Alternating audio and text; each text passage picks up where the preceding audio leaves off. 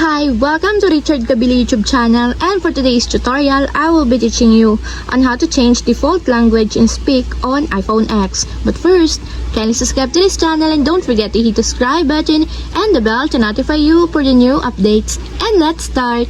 Using your iPhone X, from your home screen, first go to Settings. Then in the Settings, scroll down and find the Accessibility and then tap. Then in the accessibility, go to vision section and then tap the spoken content. Then in this part, in the spoken content, scroll down, then find and tap the default language.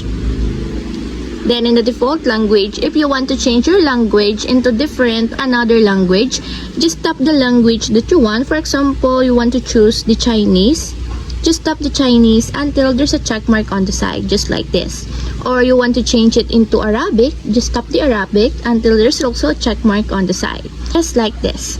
And if you want to change it to your default language, just tap again the current local. And that's it, we have successfully changed default language and speak on iPhone X.